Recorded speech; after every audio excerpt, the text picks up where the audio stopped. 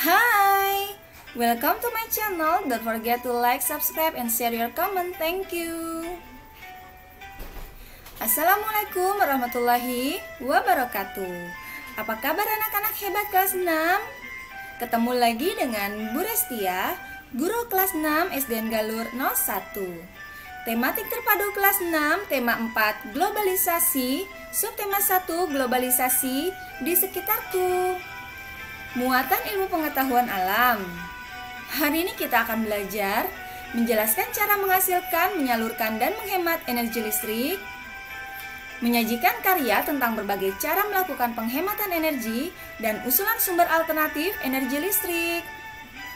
Sebelum memulai belajar, jangan lupa tadarus, sarapan pagi, dan selalu menjaga kebersihan dengan rajin mencuci tangan.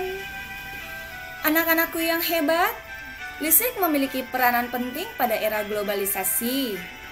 Listrik digunakan sebagai sumber energi pada peralatan teknologi komunikasi dan informasi, baik untuk keperluan rumah tangga maupun untuk keperluan industri. Kebutuhan listrik yang semakin meningkat di era globalisasi mendorong pemerintah dan pihak swasta untuk menyediakan listrik bagi masyarakat. Jenis-jenis pembangkit listrik. Ada 11 jenis pembangkit listrik yang wajib untuk kalian ketahui. Masih ada beberapa lagi yang lainnya, tapi paling tidak kalian mengerti yang 11 jenis ini ya. 1. Pembangkit listrik tenaga air atau PLTA, pembangkit listrik tenaga uap atau PLTU, pembangkit listrik tenaga gas atau PLTG, pembangkit listrik tenaga gas dan uap atau PLTGU, pembangkit listrik tenaga panas bumi atau PLTGU, pembangkit listrik tenaga diesel, pembangkit listrik tenaga surya, pembangkit listrik tenaga ombak, pembangkit listrik tenaga sampah, pembangkit listrik tenaga nuklir, dan pembangkit listrik tenaga pasang surut. Pembangkit listrik tenaga air atau PLTA. PLTA biasanya memanfaatkan energi air yang berasal dari air terjun, waduk, atau sungai.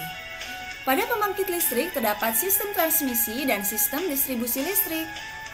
Sistem transmisi adalah jaringan untuk menyalurkan energi listrik tegangan tinggi dari pusat pembangkit listrik ke gardu-gardu induk.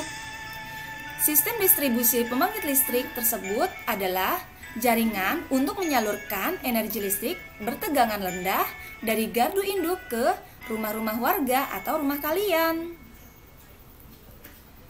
Proses produksi listrik pada PLTA. Baik, kita akan belajar bagaimana cara produksi listrik yang terjadi pada pembangkit listrik tenaga air. 1. Air dari waduk atau sungai masuk melalui pintu yang diatur oleh katup pengaman. 2. Air kemudian masuk ke tangki pengaman tekanan. 3. Air di dalam pipa pesat mengalirkan dan mengarahkan air ke turbin melalui katup pengaman tekanan untuk mendapatkan energi yang lebih besar. 4. Energi potensial air kemudian menggerakkan turbin. Energi gerak tersebut kemudian diubah menjadi energi listrik oleh generator. 5. Energi listrik dari generator kemudian diatur kapasitas tegangannya dan dialirkan oleh transformer. 6. Energi listrik kemudian dibagikan ke konsumen oleh saluran transmisi. Apa saja kelebihan PLTA? 1. Lebih cepat dalam respon beban kebutuhan listrik dalam keadaan darurat. 2. Ramah lingkungan. 3. Menghasilkan kapasitas listrik yang lebih besar jika dibanding pembangkit listrik tenaga lainnya. 4. Masa pakai panjang yaitu sekitar 50-100 tahun. 5. Dapat menjadi lokasi wisata air. 6. Air waduk yang tertampung dapat digunakan untuk irigasi dan kegiatan masyarakat yang lain. Apa saja kekurangan PLTA? 1. Memerlukan dana dan investasi yang sangat besar. 2. Jika PLTA ingin menghasilkan kapasitas listrik yang besar, maka memerlukan lahan yang sangat luas. 3. Terjadinya gangguan pada ekosistem danau atau sungai akibat pembangunan bendungan. 4.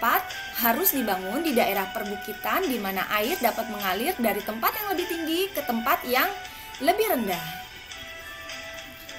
Komponen utama pada pembangkit listrik. Komponen utama pada semua pembangkit tenaga listrik adalah turbin dan generator. Turbin tersebut harus bergerak untuk menghasilkan energi gerak yang kemudian diubah menjadi energi listrik oleh generator.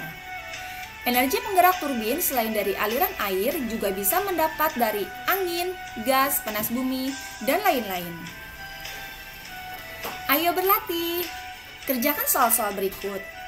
Mengapa listrik sangat berperan penting dalam proses globalisasi? 2. Tuliskan 5 contoh pembangkit listrik.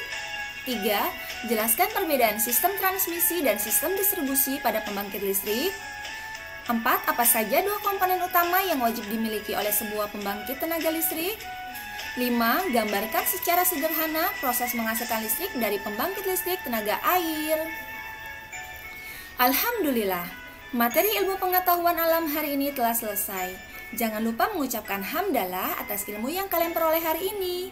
Kerjakan tugas dengan baik, minta bantuan ayah atau ibu jika mengalami kesulitan. Wassalamualaikum warahmatullahi wabarakatuh. Review tugas hari ini. Kerjakan ayo berlatih pada slide 10 di buku tulis tematik. Jika sudah selesai, kirimkan foto hasil tugasmu kepada Bapak Ibu Guru melalui aplikasi WhatsApp. Selamat mengerjakan. Dah.